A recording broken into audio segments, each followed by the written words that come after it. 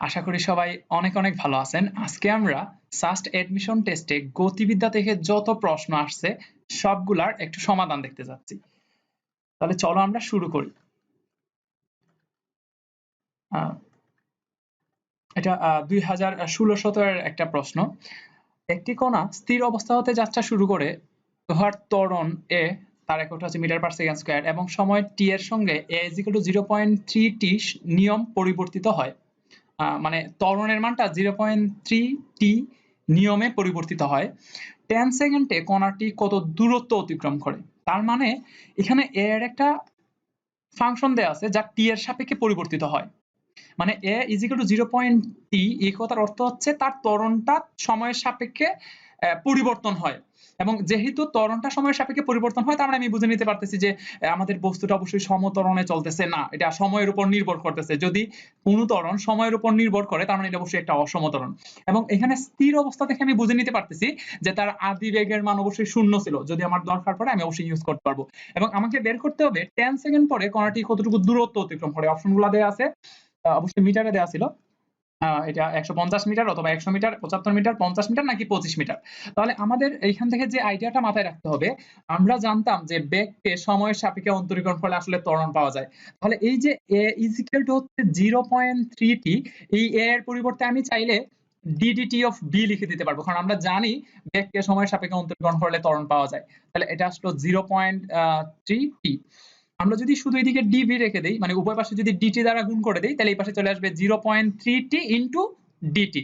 এখন চলো আমরা উভয় পক্ষে টাইমের রেসপেক্টে ইন্টিগ্রেশন করে দেই, কারণ আমরা জানতাম যে ত্বরণকে যদি আমরা সময়ের সাপেক্ষে অন্তরীকরণ করি তাহলে অবশ্যই বেগ পাওয়া যায়। তাহলে আমি উভয় পক্ষে টাইমের রেসপেক্টে ইন্টিগ্রেশন করে দিচ্ছি। তাহলে এই পাশে পেয়ে যাব v, ইন্টিগ্রেশন অফ ডিবি মানে হচ্ছে v, এবং এই পাশে 0.3t হয়ে যাবে 0.3 তো কনস্ট্যান্ট, আর টি এর রেসপেক্টে ইন্টিগ্রেশন করলে পেয়ে যাব t স্কয়ার ডিভাইডেড বাই 2। এবং এখানে অবশ্যই আমার একটা সি দেওয়া উচিত ছিল। যেহেতু বলা আছে আমাদের বস্তুটা স্থির অবস্থান থেকে যাত্রা শুরু করছে, তার মানে অবশ্যই তার আদিবেগ শূন্য। তার মানে অবশ্যই এখানে বুঝে নিতে হবে এখানে যে সিটা আসছিল এই সি এর মান শূন্য, কারণ আমরা সি এর পরিচয়টা জানতাম। অনেকে এখানে একটা প্রশ্ন থাকে যে সি এর মান কেন শূন্য। তাহলে আমি এখান থেকে একটু বলে রাখি যে আমি ধরে নিচ্ছি আমার একটা সমাকলন ধ্রুবক সি লেখা উচিত। তো এই সি এর পরিচয়টা হবে যে আমি যদি এই টাইমের মান 0 বসায় দেই তাহলে এই দিকে বেগ 0 আসা উচিত। যেহেতু বেগটা 0 আসা উচিত তাহলে অবশ্যই এই সি এর মানও 0 হতে হবে, কারণ আদি বেগ মানেই তো হচ্ছে যখন টাইমের মান 0 তখন তার বেগ। আমি আবার বলতেছি যে আমি যদি আদি বেগ হিসাব করতে যাই, ধরে নিচ্ছি আমি সি লিখবো, তাহলে আমার তো সি লেখা উচিত, তাই সি লিখবো। এখন টাইমের মান যদি আমি 0 বসায়া দেই তাহলে কিন্তু বেগের মান 0 আসা উচিত। তাহলে এখানে দেখা যাচ্ছে এই বেগ যদি 0 আসতে হয় তাহলে অবশ্যই সি এর মানটাও 0 হতে হবে। তার মানে আমি বোঝাতে চাচ্ছি যে যদি স্থির অবস্থা থেকে এরকম কোনো টার্ম বলা থাকে তার মানে বুঝে নিতে হবে যে এখানে কোনো সমাকলন ধ্রুবক দিতে হবে না, অথবা দিলেও তার মান 0। তাহলে আমরা বেগ পেয়ে গেছি। এখন যদি আমি আবার এই বেগকে সময়ের সাপেক্ষে আবার ইন্টিগ্রেশন করে দিই, বেগকে যদি সময়ের সাপেক্ষে আবার, অথবা আমি চাইলে এখানে ভি লিখে দিতে পারবো ডিটি অফ এস, কারণ আমরা জানতাম সরণ রে সময়ের সাপেক্ষে অন্তরীকরণ করলে বেগ পাওয়া যায়, ইনটু হচ্ছে টি স্কয়ার বাই 2। এখন আবার যদি সবাই ডিটি দ্বারা গুণ করে দিই তাহলে শুধু ডি এস সমান লেখা যাবে, শুধু ডি এস সমান লেখা যাবে 0.3/2, এটা কনস্ট্যান্ট নাম্বার বের করে দিলাম, আর এখানে হচ্ছে টি স্কয়ার ইনটু হচ্ছে ডিটি, সবাইরে ডিটি দ্বারা গুণ করে দিলাম, অথবা এই ডিটিটা এই পাশে নিয়ে আসলাম। এখন উভয় পক্ষে যদি আবার টাইমের রেসপেক্টে ইন্টিগ্রেশন করে দেই তাহলে এখানে পেয়ে যাব এস, ইন্টিগ্রেশন অফ ডিএস মানে হচ্ছে এস, এবং এখানে 0.3/2 এটা কনস্ট্যান্ট নাম্বার, এবং টি স্কয়ার ইন্টিগ্রেশন করলে পাবো T square by 2, T square by T square integration হলে পাবো আমরা T cube by 3 x to the power n এর সূত্র পেলে।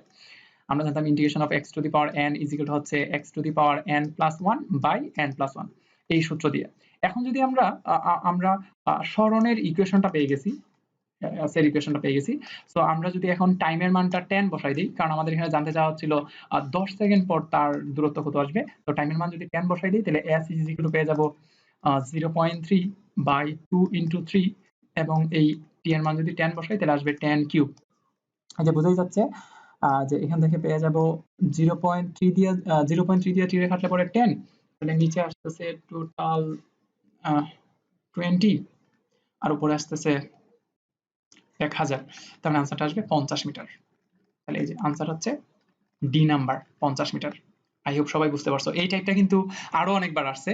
সো এই সেম টাইপ আসলে যেন আর এইসব না বলতে হয়, যে এখানে জাস্ট কয়েকটা টার্ম মনে রাখলেই চলে, যে আমরা যদি ত্বরণের সময়ের সাপেক্ষে অন্তরীকরণ করি তাহলে বেগ পাবো, বেগকে সময়ের সাপেক্ষে অন্তরীকরণ করলে কি বলতেছি, ত্বরণকে সময়ের সাপেক্ষে ইন্টিগ্রেশন করলে পরে আমরা বেগ পাবো, এবং বেগকে আবার সময়ের সাপেক্ষে ইন্টিগ্রেশন করলে সরণ পেয়ে যাব। এখানে এই হচ্ছে আমাদের কনসেপ্ট। এটা হচ্ছে 15-16 আবার একটা প্রশ্ন ছিল এমন, যে কোন বস্তুর বেগ 0.8 সেকেন্ডে 4i + 2j metre per second হতে বৃদ্ধি পেয়ে 12i - 4j metre per second হলে গড় ত্বরণের মান কত? এই ক্ষেত্রে কোন ওই বস্তুটার বেগের ডিরেক্ট মান না দিয়ে তার ভেক্টর ইকুয়েশনটা দেয়া আছে, ভেক্টর ফর্মটা দেয়া আছে বেগের, যে এখানে প্রথমে ছিল 4i - 2 + 4j, 8 সেকেন্ডে বৃদ্ধি পেয়ে হয়ে গেছে 12i - 4j। তাহলে চলো আমরা বেগের পরিবর্তনটা হিসাব করে নিই। বেগের পরিবর্তন মানে হচ্ছে ডেল ভি। আমরা জানি পরিবর্তন মানে হচ্ছে কিন্তু শেষ মাইনাস আদি। তাহলে শেষে হয়ে গেছিল 12i - 4j। তাহলে এখানে লিখে দিব 12i - 4j। এটা থেকে আমরা যদি তার আদি বেগটা মানে প্রথমে যা ছিল ওটা যদি মাইনাস করে দিই, মাইনাস হচ্ছে 4i প্লাস 2j, তাহলে আমরা বেগের পরিবর্তনটা পেয়ে যাচ্ছি। তাহলে এখান থেকে পেয়ে যাচ্ছি 12 - 4 মানে হচ্ছে 8i, 8i মাইনাসে, আর মাইনাসে হয়ে যাবে প্লাস, মানে -4j - 2j -6j। এটা হচ্ছে তার বেগের পরিবর্তন, ডেল ভি বের হয়ে গেছে। তাহলে চলো আমরা বেগের পরিবর্তনের মানটা বের করে নিই। √8 স্কয়ার প্লাস -6 স্কয়ার, এটা হচ্ছে বেগের পরিবর্তন। এটার মান যদি আমরা হিসাব করি তাহলে পেয়ে যাব 8 স্কয়ার প্লাস 10 স্কয়ার, মানে 64 আর 34, 100 রে যদি রুট করে দেই তাহলে পাওয়া যাব 10 মিটার পার সেকেন্ড। তার মানে তার বেগের পরিবর্তন আসতেছে 10 মিটার পার সেকেন্ড। আর এই যে তার 10 মিটার পার সেকেন্ড বেগ পরিবর্তন হচ্ছে, তার জন্য কিন্তু টাইম লাগতেছে 8 সেকেন্ড। বলে দেওয়া আছে যে 8 সেকেন্ডে বেগ নাকি এত পরিবর্তন হয়।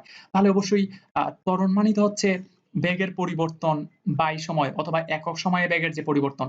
তাহলে 10 ডিভাইডেড বাই আসতেছে 8। এটা যদি আমরা ক্যালকুলেটর চাপি তাহলে আনসার আসবে 1.25 মিটার পার সেকেন্ড স্কয়ার। এটি হচ্ছে তার গড় ত্বরণ। অ্যাকচুয়ালি ত্বরণটাই এখানে গড় ত্বরণ বোঝানো হচ্ছে।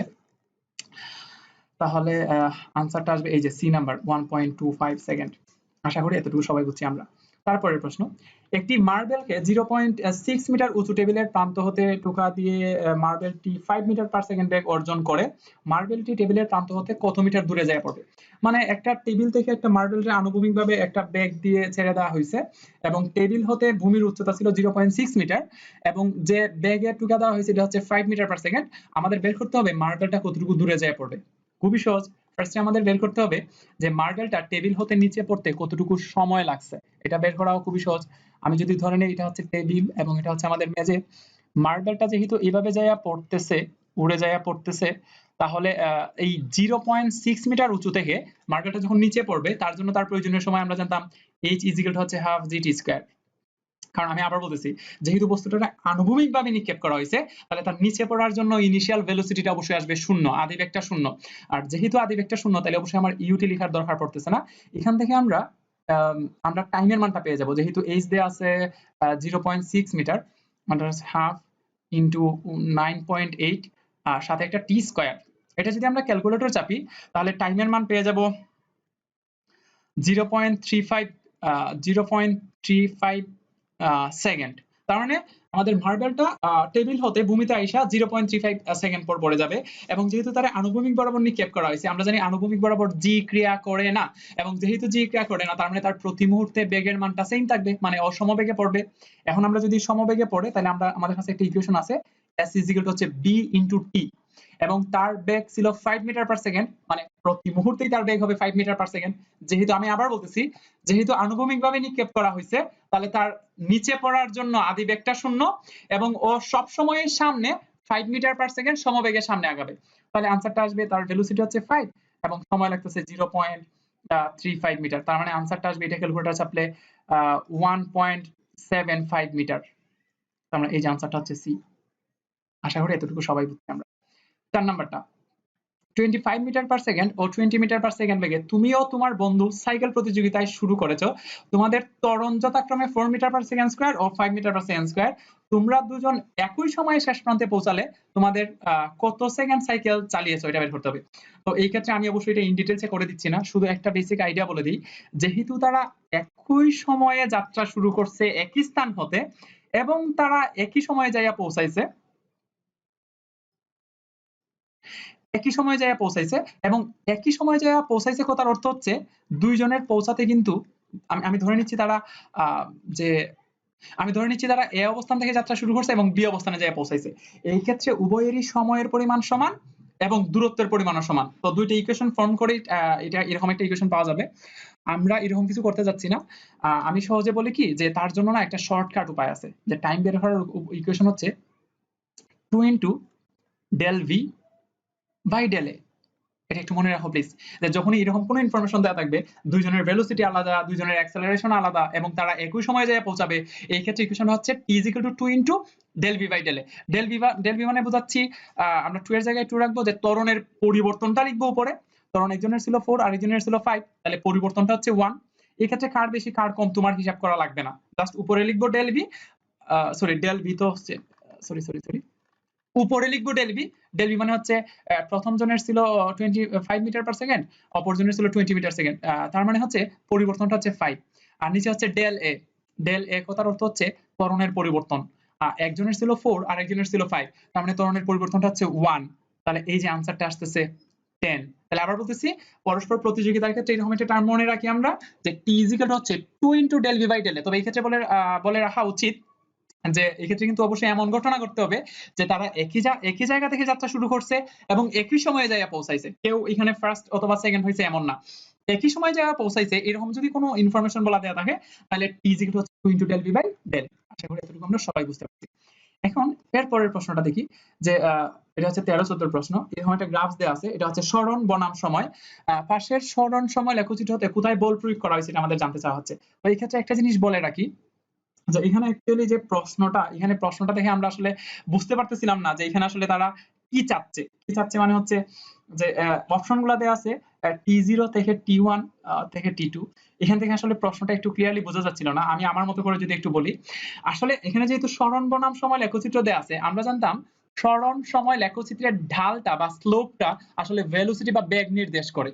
এখানে প্রথম যে পার্টটা দেয়া আছে, আমি যদি বলি নামকরণ করি, ধরো এটা হচ্ছে ও, এটা হচ্ছে এ, এটা হচ্ছে বি, এটা হচ্ছে সি, তাহলে আমি দেখতে পাচ্ছি ও এই অংশটা না সমবেগে যাচ্ছিল, তার মানে অবশ্যই তার মধ্যে কোনো ত্বরণ কাজ করতেছে না, মানে বল প্রয়োগ করা হয়েছে না। তার মানে ও থেকে এ পর্যন্ত ততটুকু পর্যন্ত কোনো বল প্রয়োগ করা হচ্ছিল না, যেহেতু ও সমবেগে যাচ্ছিল। আবার এ বি অংশটা আমি দেখতে পাচ্ছি যে এটা না ও স্থির নির্দেশ করতেছে, কারণ এখান থেকে দেখা যাচ্ছে টাইম যাচ্ছে কিন্তু সরণ হচ্ছে না, তার মানে অবশ্যই স্থির নির্দেশ করে, সময় যাচ্ছে সরণ হচ্ছে না। অপরদিকে বি থেকে সি পর্যন্ত আবার ও সমবেগে যাচ্ছে, যেহেতু এটা এখানে একটা ঢাল আছে এবং ঢালটা পজিটিভ, এবং এটা যেহেতু স্ট্রেট লাইন তার প্রত্যেকটা অংশের ঢাল সমান, মানে বিসি অংশটাতে ঢাল সমান, তার মানে এটা হচ্ছে সমবেগে যাচ্ছে। যাই হোক, তাহলে ওই অংশ সমবেগ, আবার এবি অংশ স্থির, আবার সমবেগ। তো আমাদের আইডিয়াটা হচ্ছে আমরা জানতাম যে বল কোনো একটা বস্তুর বেগের পরিবর্তন করে দেয় বা ত্বরণ সৃষ্টি করে, তাহলে ও থেকে যখন এ পর্যন্ত যাচ্ছিল ততক্ষণ পর্যন্ত সমবেগে যাচ্ছে, মানে কোনো রকমের ত্বরণ নাই, মানে বল প্রয়োগ করা হচ্ছে না। কিন্তু ঠিক এ পয়েন্টটাতে তার বেগের একটু পরিবর্তন করা হয়েছে। কিভাবে? যেহেতু ও সমবেগে চলতেছিল, হঠাৎ করে অস্থির হয়ে গেছে, তার মানে অবশ্যই বল প্রয়োগ করা হয়েছিল, কারণ আমরা জানি বল প্রয়োগ এর ফলেই তার বেগের পরিবর্তন হয়। যেহেতু সমবেগ থেকে স্থির করা হয়েছে, তার মানে এ অবস্থানে একটু বল প্রয়োগ করা হয়েছে, তাহলে আমরা বলবো যে T1 এ বল প্রয়োগ করা হয়েছে। এই যে আবার যখন ও থেকে বি পর্যন্ত যাচ্ছে অস্থির, এখানে তার বেগ 0, কিন্তু আবার বি এর ঠিক পর মুহূর্ত থেকেই ও আবার সমবেগে চলতে শুরু করছে, তার মানে অবশ্যই স্থির থেকে যদি চলতে শুরু করার প্রয়োজন পড়ে তখন অবশ্যই বলের প্রয়োগ করতে হবে, কারণ তার বেগের পরিবর্তন করা হচ্ছে, স্থির থেকে চলার প্রয়োজন পড়তেছে, তার মানে অবশ্যই T2 তে বল প্রয়োগ করা হচ্ছে। তার মানে আনসারটা হচ্ছে ই। বাকিগুলো দ্বারা অ্যাকচুয়ালি এখানে কি নির্দেশ করা হচ্ছে বোঝা যাচ্ছিল না, যে মেবি 0 থেকে T1 পর্যন্ত, আবার T1 থেকে T2 পর্যন্ত, এগুলা মানে বোঝার খুব একটা প্রয়োজন নাই, এখানে প্রশ্নটা এক্স্যাক্টলি বোঝা যাচ্ছিল না। তবে আমাদের আইডিয়াটা হবে যে যে পয়েন্টে বেগের পরিবর্তন হচ্ছিল শিওর ওই পয়েন্টেই আসলে তার বল প্রয়োগ করা হচ্ছিল। তারপরের প্রশ্নটা হচ্ছে যে কোন বস্তুর ত্বরণ এ দেয়া আছে স্থির অবস্থা হতে শুরু করে 10 সেকেন্ডে কত মিটার দূরত্ব অতিক্রম করবে, একদম হুবহু আমাদের প্রথম প্রশ্নটা। আমরা ফার্স্টে এই যে টার্মটা আছে এটারে সহজ কথায় আমরা দুইবার সময়ের সাপেক্ষে অন্তরীকরণ করব, ইন্টিগ্রেশন করব। কারণ আমরা জানি ত্বরণ রে সময়ের সাপেক্ষে ইন্টিগ্রেশন করলে বেগ পাওয়া যায়, বেগকে আবার ইন্টিগ্রেশন করলে পরে সরণ পাওয়া যায়। কারণ আমাদের কাজ হবে তারে দুইবার টাইমের রেসপেক্টে ইন্টিগ্রেশন করা। আমি একটু তাড়াতাড়ি করে দেই। a is equal to t plus 6t, তো তারে যদি আমরা একবার ইন্টিগ্রেশন করি তাহলে পেয়ে যাব 2t plus 6 এর জায়গায় 6, t এর ইন্টিগ্রেশন করলে পাবো t square by 2। তাহলে যদি আবার ইন্টিগ্রেশন করি তাহলে হয়ে যাবে 2 into t square by 2। এখানে 6 দিয়ে যদি 2 রে কেটে দিতে পারতাম তাহলে হয়তো 3 প্লাস 3 এর জায়গায় 3, আর t স্কয়ার ইন্টিগ্রেশন করলে পাবো t কিউব বাই 3। এখন যদি 3 ক্যান্সেল করে দেই, 2 ক্যান্সেল করে দেই, তাহলে পাচ্ছি t square plus t cube. এখন আমাদের 10 সেকেন্ড পর বের করতে বলতেছে, তার মানে 10 স্কয়ার প্লাস 10 কিউব মানে 100 প্লাস 1000 মানে 1100 মিটার। এই যে আনসারটা হচ্ছে ডি। এই আর কি। 7 নাম্বার, 72 কিলোমিটার পার আওয়ার বেগে চলমান একটি গাড়ির চালক 4.05 মিটার দূরে, ও সরি এখানে একটু টাইপ ভুল হয়ে গেছে মেবি, এটা হচ্ছে 40.5 মিটার হবে, সরি 40.5 মিটার দূরে একটি শিশুকে রাস্তার উপর দেখতে পেলেন, সাথে সাথে গাড়িটি শিশুটির দেখতে পেলেন এবং সাথে সাথে ব্রেক চাপা হয়েছিল, মেবি টাইপিং মিস্টেক হয়ে গেছে। গাড়িটি শিশুটির 50 সেন্টিমিটার সামনে এসে থেমে গেল, গাড়িটির থামতে কত সময় লাগলো এবং কত বল প্রয়োগ করতে হলো, দুইটা নাম্বার করতে হবে, কতটুকু সময় লাগছে এবং কতটুকু বল প্রয়োগ করা হয়েছে। এখানে কি কি দেওয়া ছিল একটু বলি। তার ইনিশিয়াল ভেলোসিটি বা ভি নট ছিল 72 কিলোমিটার পার আওয়ার। আমরা যদি তার মিটার পার সেকেন্ডে নেই তাহলে অবশ্যই পেয়ে যাব 20 মিটার পার সেকেন্ড। এটা হচ্ছে গাড়িটার আদি বেগ, শেষে গাড়িটার থামানো হয়েছে মানে শেষ বেগ 0, এবং টোটাল সরণ হয়েছে কতটুকু, টোটাল 40.5 মিটার দূরে যদিও দেখতে পাইছে, বাট 50 সেন্টিমিটার দূরে সামনে থামানো হয়েছে মানে 0.5 মিটার দূরে থামানো হয়েছে। তার মানে গাড়িটার অতিক্রান্ত দূরত্ব হচ্ছে 40 মিটার। তাহলে s is equal to 40 metre. আমি আবার বলতেছি টোটাল ডিসটেন্সটা ছিল 40.5 মিটার, তার মধ্যে 50 সেন্টিমিটার বা 0.5 মিটার আগেই থেমে গেছে গাড়িটা, তাহলে টোটাল ডিসটেন্সটা হচ্ছে 40 মিটার। গাড়িটি থামাতে কতটুকু সময় লাগছিল, এটা তো খুবই সহজ, কিভাবে বের করা যায়, s is equal to u plus b by 2 into t। এই ইকুয়েশন বসাই দিলে আমরা টাইম পেয়ে যাব। আচ্ছা দেখি চলে আসে কিনা। s এর মান ছিল 40, 0 প্লাস না 20 প্লাস 0 বাই 2 ইন্টু হচ্ছে t। তো আমরা এখান থেকে দেখতে পাচ্ছি 10t is equal to হচ্ছে 40, তার মানে টাইমের মান আসলো 4 সেকেন্ড, তার মানে 4 সেকেন্ড পর গাড়িটা থামানো হয়েছে। 4 সেকেন্ড অপশনে একটাতেই আছে, সো আর করার প্রয়োজন দরকার মনে করতেছি না। এই যে আনসার হচ্ছে 4 second. You have to be smart enough, যেহেতু অপশনে একটাই আছে অন্যগুলা টেস্ট করার কোনো দরকার নেই। 8 নাম্বারটা দেখি, এটা হচ্ছে 11-12 এর প্রশ্ন। পাশের লেখচিত্র অনুযায়ী 4 সেকেন্ড অতিক্রান্ত দূরত্ব বের করো। তো এই ক্ষেত্রে আমাদের আইডিয়াটা হবে, যেহেতু এটা বেগ বনাম সময় লেখচিত্র, প্লিজ একটু মনে রাখো যে বেগ বনাম সময় লেখচিত্রে দিয়ে যদি আমাদের অতিক্রান্ত দূরত্ব বের করতে বলে আমাদের কাজ হবে তার ক্ষেত্রফলটা বের করে না। তাহলে এই ক্ষেত্রে আমাদের কাজ হচ্ছে যে যেহেতু এটা বেগ বনাম সময় লেখচিত্র দেয়া আছে, তাহলে ও যতটুকু পথ অতিক্রম করছে আমরা ঠিক এতটুকুর যদি ক্ষেত্রফল বের করতে পারি সামহাও, এই ক্ষেত্রফলটাই আমাদের সরণ নির্দেশ করবে। তাহলে আমাদের কাজ হবে যে জাস্ট তার ক্ষেত্রফলটা বের করে নেওয়া। তো এখান থেকে স্পষ্টতই বোঝা যাচ্ছে যে ও এখান থেকে যাত্রা শুরু করার পর ফার্স্টে আমি যদি পয়েন্টগুলো একটু নামকরণ করি, ধরে নিচ্ছি এটা হচ্ছে ও, এটা হচ্ছে এ, বি, সি, ডি, এটা হচ্ছে ই। তাহলে ও ফার্স্টে ও থেকে যাত্রা শুরু করে এতে গেল, বিতে গেল, সিতে গেল, ডিতে গেল, ইতে গেল। তাহলে তার অতিক্রান্ত পথ যদি বের করতে হয় আমরা সামহাও তার এরিয়া বা ক্ষেত্রফলটা বের করে নিব। প্লিজ একটু মনে রাখো বেগ বনাম সময় এই গ্রাফসের আমরা যদি তার এরিয়াটা ক্ষেত্রফলটা বের করতে পারি, এই এরিয়াটাই না তার সরণ নির্দেশ করে, এস নির্দেশ করে। আমরা ওই পদ্ধতিতে আগাবো।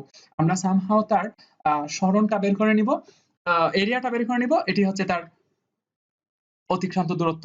তাহলে এরিয়া বলতে বোঝাচ্ছে এই এরিয়াটা এবং সাথে এই এরিয়াটা, এবং এখান থেকে আমি স্পষ্টতই দেখতে পাচ্ছি একটা হচ্ছে ট্রায়াঙ্গেল, এই যে এই ট্রায়াঙ্গেলটা হচ্ছে ও ডি ই ট্রায়াঙ্গেল, এবং আরেকটা হচ্ছে ট্রাপিজিয়াম। এই যে ট্রাপিজিয়ামটা হচ্ছে এ বি সি ডি, এই ট্রাপিজিয়াম। তা আমরা যদি সামহাও এই ত্রিভুজ এবং এই ট্রাপিজিয়াম এর ক্ষেত্রফলটা বের করে নেই, তাহলেই আমরা অতিক্রান্ত দূরত্বটা পেয়ে যাব। তোমরা একটু করে দেখতে পারো, এই ক্ষেত্রে আনসারটা তোমরা একটু করে দেখতে পারো, এটার আনসার 10 পাওয়া যাবে। ক্ষেত্রফল হাফ ইন্টু ভূমি ইন্টু উচ্চতা, আর ট্রাপিজিয়ামের ক্ষেত্রফল হচ্ছে হাফ ইন্টু সমান্তরাল বাহুদ্বয়ের যোগফল ইন্টু সমান্তরাল বাহুদ্বয়ের মধ্যবর্তী দূরত্ব। এখান থেকে দেখতে পাচ্ছি আমি হাফ ইন্টু, ও চিত্রটা এক্স্যাক্টলি হয় নাই, ভূমি ইন্টু উচ্চতা, এটা মেবি 2 তে আসার কথা ছিল, মানে চিত্র অঙ্কন করতে একটু ঝামেলা হয়েছে। হাফ ইন্টু ভূমি ইন্টু উচ্চতাটা হচ্ছে এই যে 0 থেকে -5 মানে 5, উচ্চতা তো আর নেগেটিভ হয় না, এটা দিব না, তাহলে এখানে আসতেছে 5। আর এখানে হচ্ছে হাফ ইন্টু সমান্তরাল বাহুদ্বয়ের যোগফল, সমান্তরাল বাহু হচ্ছে এবি, এবি পর্যন্ত হচ্ছে 2, কারণ এটা 3 থেকে 5 পর্যন্ত গেল, আর সি সি থেকে ডি পর্যন্ত হচ্ছে 3, হাফ ইন্টু সমান্তরাল বাহুদের যোগফল ইন্টু সমান্তরাল বাহুদের মধ্যবর্তী দূরত্ব, এই যে জায়গাটা। যেটা একটু করে দেখতে পারো, আমাদের এই ত্রিভুজ ও ডি ই ত্রিভুজ এবং এ বি সি ডি ট্রাপিজিয়ামের এরিয়াটা যদি বের করে নিতে পারি, তাহলে এটাই আমাদের টোটাল ডিসটেন্স নির্দেশ করবে। তারপরের প্রশ্নটা হচ্ছে যে একটি গাড়ি বা একটি বস্তু মনে হয় কিছু একটা ছিল, গাড়ি ছিল, সরি, একটি গাড়ি 1 2 3 4 সেকেন্ডে 7 18 33 এবং 52 মিটার দূরত্ব অতিক্রম করে, গাড়িটির আদিবেগ এবং ত্বরণ নির্দেশ করো। এটা খুবই সহজ, এটাই আমাদের কাছে এরকম একটা সূত্র ছিল যে টি তম সেকেন্ডে কতটুকু দূরত্ব অতিক্রম করে, এরকম একটা ইকুয়েশন ছিল যে s of t is equal to u plus half a into 2t minus 1, এটা হচ্ছে টি তম সেকেন্ডে অতিক্রান্ত দূরত্ব এর ইকুয়েশন। এখন আমি এখান থেকে দেখতে পাচ্ছি যে আমাদের গাড়িটা 1 সেকেন্ড থেকে যখন 2 সেকেন্ডে যায়, মানে 2 তম সেকেন্ডে, তখন ও 7 থেকে 18 মিটার দূরত্ব অতিক্রম করে, তার মানে তার অতিক্রান্ত দূরত্ব হচ্ছে 11 মিটার। তাহলে এখানে আমরা s এর মান দিয়ে দিলাম 11, আদিবেগটা জানি না, প্লাস তার অ্যাক্সেলারেশন বা ত্বরণের মানও জানি না, 2 ইনটু টি এর মান হচ্ছে 2। টি এর মান 2 কেন বসাচ্ছি আবার বলি, কারণ 1 নাম্বার সেকেন্ড থেকে 1 সেকেন্ড থেকে 2 সেকেন্ডে যখন যাচ্ছিল গাড়িটা, 1 সেকেন্ড থেকে 2 সেকেন্ডে যখন যাচ্ছিল, তখন এটা হচ্ছে 2 তম সেকেন্ড, এবং এখানে বলা আছে 1 সেকেন্ডে যায় 17 মিটার, 2 সেকেন্ডে যায় 18 মিটার, তার মানে 2 তম সেকেন্ডে যায় 18 মাইনাস 7 মানে 11 মিটার। আমরা এখানে দুইটা অপরিচিত, তার মানে মোটামুটি সলভ করতে পারবো না, আমি একটু গুছিয়ে রেখে দিই। u প্লাস 4 থেকে যেহেতু 1 চলে যাচ্ছে, তাহলে 3, তাহলে 3/2 a, এটা ধরলাম আমরা 1 নাম্বার ইকুয়েশন, সরি এটা হচ্ছে 1 নাম্বার ইকুয়েশন। অপরদিকে আমরা যদি আরেকটা ইকুয়েশন যাই, যে 3 থেকে যখন 4 এ যাচ্ছিল, মানে 2 সেকেন্ডে তো যায় 18 মিটার, 3 সেকেন্ডে যায় 33 মিটার, তাহলে আমাদের বস্তুটা জাস্ট 3 তম সেকেন্ডে অতিক্রান্ত দূরত্বটা আসবে, 2 সেকেন্ড থেকে যখন 3 সেকেন্ডে যাচ্ছে, এটা হচ্ছে 3 তম সেকেন্ড, তাহলে 3 তম সেকেন্ডে অতিক্রান্ত দূরত্বটা আসবে 18 থেকে যদি আমরা 33 মাইনাস করে দেই, তাহলে আসবে 15 মিটার। তাহলে এখানে যখন আমরা 15 লিখবো, তখন তার ঠিক আদিবেগ জানি না, যেহেতু গাড়ি একটাই, তাহলে আদিবেগটা সেম থাকবে, হাফ এ ইনটু 2t, টি এর মান লিখবো আমরা, টি এর মান লিখবো 3 সেকেন্ড, মানে 3 তম সেকেন্ড মাইনাস 1, তাহলে এখানে আসতেছে 15 is equal to u plus 6 আর 1, 6 থেকে গেলে 5, 5/2 a, এটা ধরলাম আমরা 2 নাম্বার ইকুয়েশন। এখন এই যে 1 নাম্বার ইকুয়েশন এবং 2 নাম্বার ইকুয়েশন, আমি দেখতে পাচ্ছি এই দুটো ইকুয়েশনে অপরিচিত হিসেবে আছে আমাদের u এবং a। সো আমরা যদি 2 থেকে 1 মাইনাস করে দিই, মানে 2 মাইনাস 1, তাহলে না আমাদের ইউ ক্যান্সেল হয়ে যাবে, ডিরেক্ট এর মানটা চলে আসবে। যেমন এখানে আছে 3/2 মানে 1.5, এখানে আছে 5/2 মানে 2.5, এখান থেকে স্পষ্টতই বোঝা যাচ্ছে। তাহলে এটা থেকে এটা মাইনাস করলে পাবো 4 ইজ ইকুয়াল টু আড়াই থেকে 1.5 চলে গেলে 1 থাকবে, মানে শুধু এ থাকবে, তাহলে অ্যাক্সেলারেশনের মান আসলো 4, তার মানে এ এর মান পেয়ে গেলাম 4। আমি আর দেখতেছি না, এখন এ এর মান যে কোনো একটা ইকুয়েশনে বসাই দিলে, একে অথবা 2 এ যদি বসাই দিই 4, এই যে যেখানে যদি 4 বসাই দিই, 4 বসাইলে 2 2 কেটে দিলে 3 6 5, তার আনসার আসবে 4 এবং 5, ত্বরণের মান 4 এবং তার আদিবেগের মান 5, তাহলে আনসার হচ্ছে ডি। আশা করি সবাই এতটুকু বুঝতে পারছি। পাশে লেখচিত্র অনুযায়ী 10 সেকেন্ডে বস্তুটির অতিক্রান্ত দূরত্ব কত হবে? দূরত্ব বের করার ইকুয়েশন হচ্ছে, আর বলি দূরত্ব মানে তো হচ্ছে, যেহেতু এটা বেগ বনাম সময়, তার মানে আমরা যদি সামহাও তার ক্ষেত্রফলটা বের করতে পারি, তাহলে ওইটাই বেগ নির্দেশ করে। এখন এদিকে বলা আছে যে এটা দেখেই বোঝা যাচ্ছে যেটা না একটা অর্ধবৃত্ত আকৃতির। তাহলে আমরা যদি এরকম সম্পূর্ণ একটা বৃত্ত অঙ্কন করতে পারতাম, তাহলে এটা তো একটা বৃত্ত এবং তার ব্যাস হচ্ছে 0 থেকে 20, তার মানে হচ্ছে ব্যাস হচ্ছে 20, তাহলে ব্যাসার্ধ r এর মান হচ্ছে 10। ব্যাসার্ধ যদি r যদি হয় 10, তাহলে তার রেডিয়াস পেয়ে গেলাম। তাহলে এই সম্পূর্ণ বৃত্তাকার পথটা যদি আমরা কল্পনা করি, এটা আসবে পাই r স্কয়ার। কিন্তু এখানে তো অর্ধবৃত্ত আছে, তার মানে 2। তাহলে এই সম্পূর্ণটার এরিয়া, এই অর্ধবৃত্তের এরিয়াটা আসবে পাই r স্কয়ার বাই 2, তার মানে পাই ইনটু 10 স্কয়ার বাই 2, 100 মানে 50 ইনটু পাই, যা আসে তাই অপশনে। পাই মানে হচ্ছে 3.1416। আমি আর চাপতেছি না, ক্যালকুলেটর চাপলে যা আনসার আসে তাই। এখান থেকে বোঝা যাচ্ছে 3 5 15, এই যে এটাই আসবে আনসার 157। মানে সহজ কথায় আমরা বেগ বনাম সময় লেখচিত্র মানেই হচ্ছে সরণ বের করতে হলে তোমার ক্ষেত্রফলটা বের করে নিতে হবে। তারপরে বলা আছে যে একটি গাড়ি 50 মিটার পার সেকেন্ড বেগে ছুটে চলে যাওয়ার সময় একজন পুলিশ সার্জন স্থির অবস্থা থেকে হাফ মিটার পার সেকেন্ড ত্বরণে তাকে ধরার জন্য ধাওয়া করলো। পুলিশ সার্জন কত দূরে গিয়ে গাড়িটিকে ধরতে পারবে? তো এই ক্ষেত্রে একটু আগে আমরা একটা সময় একটু আগে আমরা একটা ইকুয়েশন পড়তেছিলাম যে এরকম যদি কোনো প্রতিযোগিতা থাকে যে একই সময় যাত্রা শুরু করছে, তাহলে আমরা টি বের করার ইকুয়েশন হচ্ছে টি ইকুয়াল হচ্ছে 2 into del V by del A. তাহলে এখানে ডেল ভি বলতে বোঝাচ্ছি বেগের পরিবর্তন। এখন পুলিশ ছিল স্থির, অপরদিকে ওই গাড়িটা 50 মিটার পার সেকেন্ড বেগে যাচ্ছিল, তাহলে 50 এবং 0 এর পরিবর্তনটা হচ্ছে 50। অপরদিকে ত্বরণ, একজন সমবেগে যাচ্ছে, তার মানে তার ত্বরণ 0। অপরদিকে হচ্ছে half metre per second square, sorry half metre per second square, তাহলে অবশ্যই ত্বরণের পরিবর্তনটা আসবে হাফ। কারণ আমরা বলি একজনের 0 অপরজনের হাফ, তাহলে পরিবর্তনটা কত বা পার্থক্যটা কত? হাফ। তাহলে এখান থেকে আমরা পেয়ে যাচ্ছি যে কত সময় পর ধরা পড়বে। তাহলে এই 2 যদি উপরে উঠে যায়, তাহলে 2 4 and 100 মানে 200 সেকেন্ড পর ধরা পড়বে। শিওর।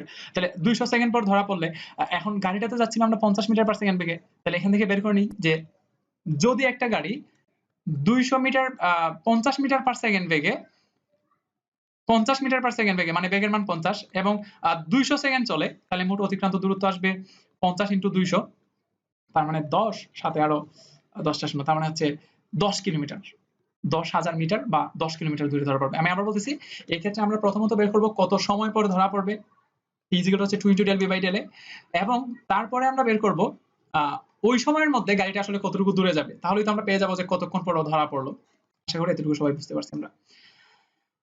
হাইড্রোজেন পরমাণুতে নিউক্লিয়াসকে কেন্দ্র করে বৃত্তাকার পথে একটি electron 2 into 10 inverse 6 metre per second রৈখিক দ্রুতিতে ঘুরছে। নিউক্লিয়াসকে কেন্দ্র করে ঘুরতেছে, ব্যাগের মান দেয়া আছে, পরমাণুর ব্যাসার্ধ দেয়া আছে, ইলেকট্রনের কেন্দ্রমুখী ত্বরণ a ইকুয়াল হচ্ছে v স্কয়ার বাই r। আমি প্লিজ এটা সলভ করতেছি না, জাস্ট ইকুয়েশনে ভেলোসিটি দেয়া আছে, তার ব্যাসার্ধ দেয়া আছে, বসাই দিলে পরে যা আনসার আসে তাই।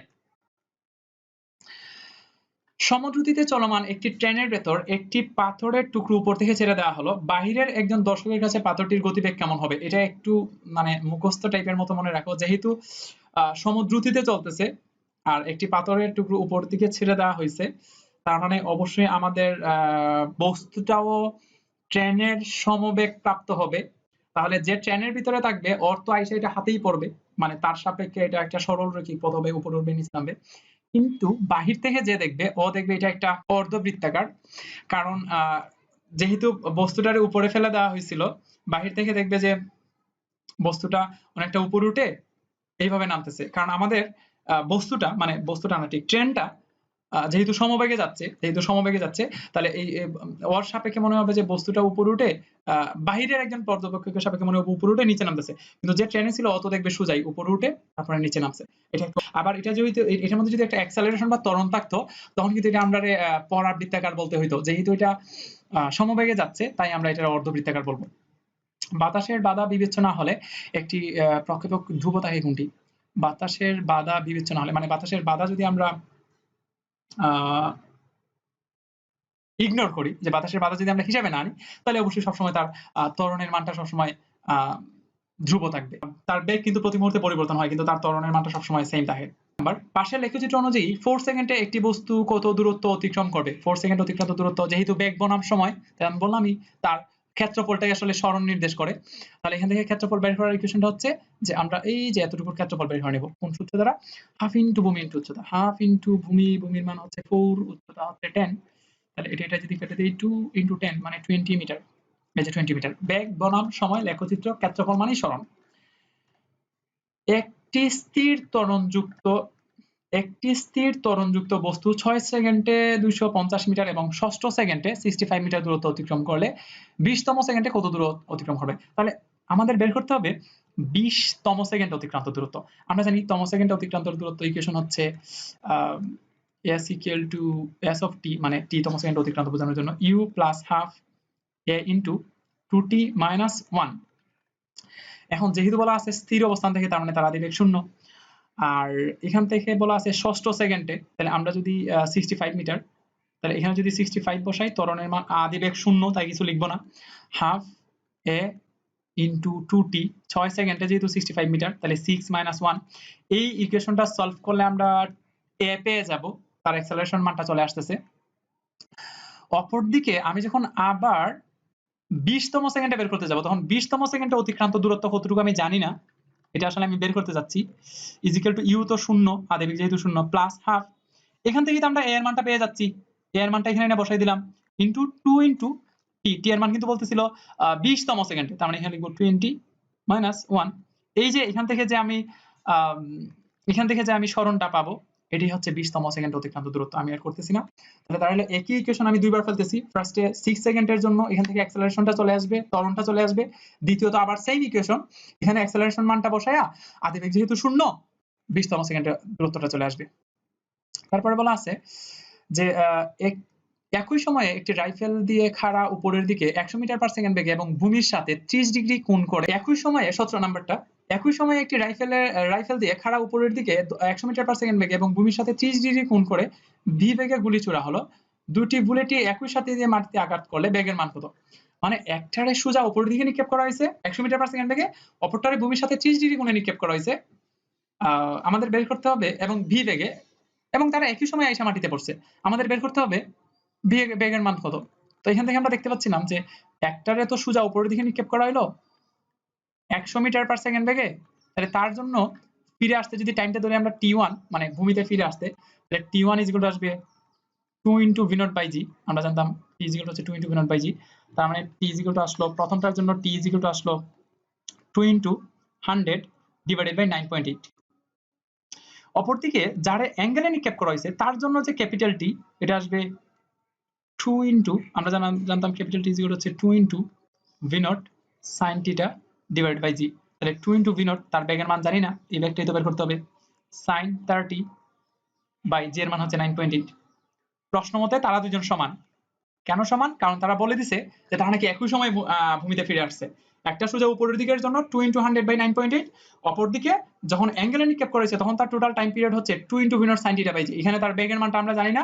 এই ইকুয়েশনটার যদি আমি 9.8 ক্যান্সেল, 2 ক্যান্সেল, এখানে বলা আছে যে সাইন 30 মানে হচ্ছে হাফ, তাহলে হাফ রে যদি ওই পাশে নিয়ে আসি তাহলে 2, তাহলে বেগের মান আসবে 200। তাহলে এই যে आंसर হচ্ছে D. 5 into root over 9 metre per second বেগে 45 ডিগ্রি কোণে নিক্ষেপ করা হলো বস্তুটির পাল্লা কত? আমরা জানতাম r equal to হচ্ছে v not square sin 2 theta by G. এখানে বেগের মান দেয়া আছে 5 into root over 9 whole square, আর 2 into sin 2 into 45 মানে অ্যাকচুয়ালি 90 হয়ে যাবে, বাই জি এর মান হচ্ছে 9.8। সো এটা যদি আমি সলভ করে নেই, যেহেতু sin 90 এর মান 1, যা আসে তাই आंसर। ক্যালকুলেটর চাপলে আমরা आंसरটা পেয়ে যাব 2.5 মিটার, সরি 25 মিটার, 25 মিটার, এই যে आंसर হচ্ছে বি। তারপরে হচ্ছে যে 19 নম্বরে বলা আছে, এটা 7-8 এর প্রশ্ন, কৌণিক বেগ ওমেগা নিয়ে আর ব্যাসার্ধের বৃত্তাকার পথে আবর্তনকৃত একটি কণার কেন্দ্রমুখী ত্বরণ এ নিচের কোনটি? তো আমরা নরমালি কেন্দ্রমুখী ত্বরণ এ ইজ ইকুয়াল টু জানতাম বি স্কয়ার বাই আর, আবার এটাও জানতাম যে ভি ইজ ইকুয়াল টু হচ্ছে আর ইনটু ওমেগা। সো আমরা যদি ভি রে আর ইনটু ওমেগা দিয়ে রিপ্লেস করে দিই, তাহলে এ সমান পেয়ে যাব আর ওমেগা হোল স্কয়ার বাই আর, তার মানে আর স্কয়ার ওমেগা স্কয়ার বাই আর, একটা আর ক্যান্সেল করে দিলে आंसरটা আসবে ওমেগা স্কয়ার ইনটু আর, এই যে ওমেগা স্কয়ার ইনটু আর, বি। 20 নম্বর বলা আছে যে একটি পাথরের টুকরা একটি 122.5 মিটার উঁচু পাথরের চূড়া হতে 9.8 মিটার পার সেকেন্ড স্কয়ার ধ্রুব ত্বরণে পতিত হলে মাটিতে স্পর্শ করার মুহূর্তে পাথরটির বেগ কত হবে? এটা তো খুবই সহজ, তার হাইট দেয়া আছে 1 to 2.5 মিটার, তার অ্যাক্সেলারেশন দেওয়া আছে জি এর মান 9.8, এটা বললেই হইতো যে অভিকর্ষজ ত্বরণে পড়তেছে। বেগ বের করতে বলতেছে, শেষ বেগটা বের করতে বলতেছে, শেষ বেগটা, এবং তার ইনিশিয়াল ভেলোসিটি যেহেতু কিছু বলা দেওয়া নাই তাহলে অবশ্যই শূন্য দিতে হবে। তো আমরা জানতাম V square is equal to হচ্ছে U square plus 2gh, calculator চাপলে যে আনসার আসে তাই, V square is equal to U square plus 2gh। 21 নম্বরে বলা আছে যে 27 কেজি বরের একটি বস্তুর উপর কত বল প্রয়োগ করা হলে 1 মিনিটে এর বেগ ঘন্টায় এত কিলোমিটার বৃদ্ধি পাবে। ঘন্টায় এতটুকু বৃদ্ধি পাবে, তার মানে তার 1 মিনিটে বেগ 12 কিলোমিটার,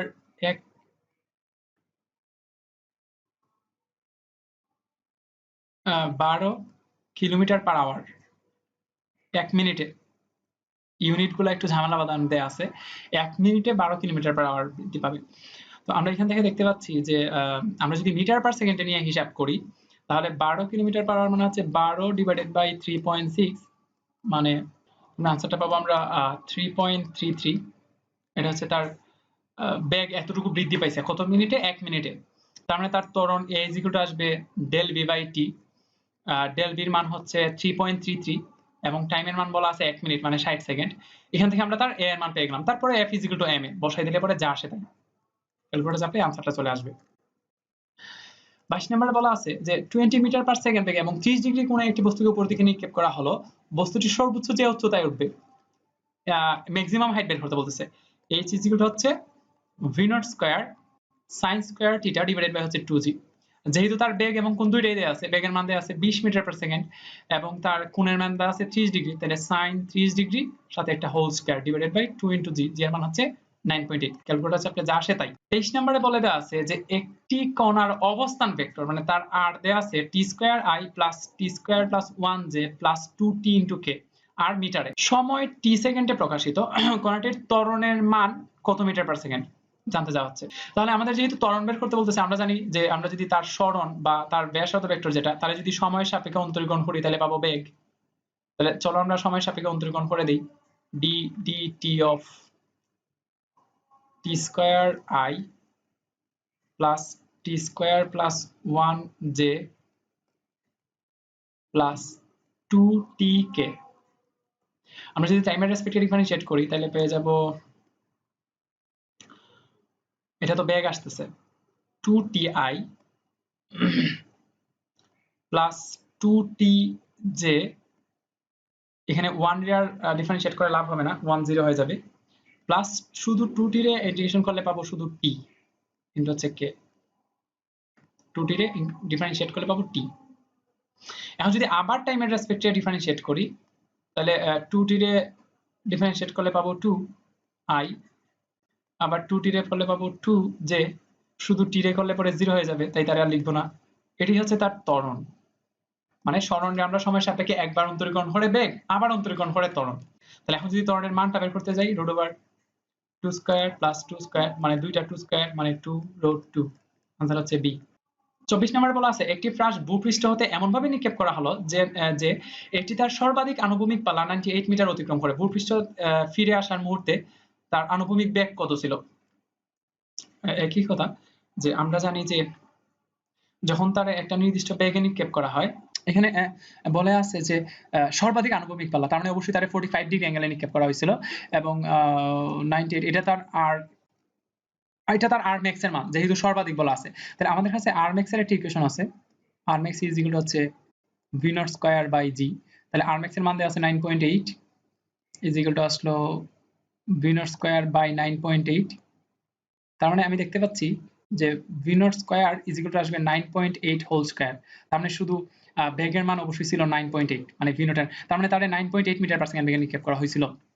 এবং আমরা জানতাম আনুভূমিক বেগ v of x is equal to হচ্ছে v naught cos theta, v naught cos theta। এখানে v naught এর মান দেয়া আছে 9.8, cos theta এর মান দেয়া আছে 45 এবং আমরা জানি cos 45 মানে হচ্ছে 1/√2, তার মানে आंसरটা আসবে 9.8/√2 মানে হচ্ছে 6 পয়েন্ট সামথিং, এই যে 6.93। আশা করি সবাই বুঝতে পারছো। এখানে বলা আছে যে ভূপৃষ্ঠের কাছাকাছি একটি বিন্দু দেখে একটি ফ্লাশ আনুভূমিকের সাথে 60 ডিগ্রি কোণে এবং v naught এর মান দেয়া আছে 8 সেকেন্ডে ফ্লাশটির স্থানাঙ্ক বের করতে বলতেছে। ও আচ্ছা, আমাদের কাছে একটা ইকুয়েশন ছিল যে যখন একটা ফ্লাশে একটা নির্দিষ্ট অ্যাঙ্গেল এবং নির্দিষ্ট বেগে নিক্ষেপ করা হয়, তখন ও যে ইকুয়েশনটা মেনে চলে এটা হচ্ছে y is equal to tan theta x minus gx square by 2 into v naught square cos square theta, এবং তার x is equal to হচ্ছে v naught cos theta into t, ওই যে s equal to vt। তো আমাদের আসলে x এবং y এর মানটা বের করতে হবে।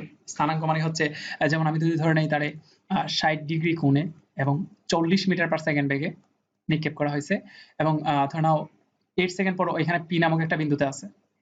তাহলে এই যে p বিন্দুর যে অবস্থান ভেক্টরটা মানে স্থানাঙ্কটা, মানে p বিন্দুটা আমাদের এই অরিজিন থেকে কতটুকু দূরে এটা হচ্ছে তার x, এবং কতটুকু উপরে এটা হচ্ছে তার y। আমি x এবং y টাই বের করব। তো x বের করার ইকুয়েশন হচ্ছে v naught cos theta into t। এখানে v naught এর মান দেওয়া আছে 40 into cos theta এর মান দেওয়া আছে 60 into টাইম এর মান দেওয়া আছে 8 সেকেন্ড। তাহলে এখান থেকে আমরা x পেয়ে যাব। আচ্ছা, আমরা দেখে নিতে পারি কত আসে। 40 into cos 60 এর মান হচ্ছে হাফ into 8, 20 16 160 মিটার। তার মানে তার x এর মান 160 মিটার। 160 মিটার একটাই অপশনে আছে, এই যে। আর y এর মানটা বের করতে পারবো। y এর মানটা বের করা খুবই সহজ, যে আমরা এখানে যদি x জেনে গেছি, থিটা জেনে গেছি, x v naught জানি, v naught বলা আছে এই যে 40 মিটার পার সেকেন্ড, থিটা এগুলো বসাই দিলে পরে প্লিজ একটু দেখে নিতে পারো আনসারটা কত। আজকে তাহলে এই পর্যন্তই, সবাই অনেক অনেক ভালো থাকো। আর সবাই অবশ্যই অবশ্যই আমাদের এই চ্যানেলটা সাবস্ক্রাইব করে দিও।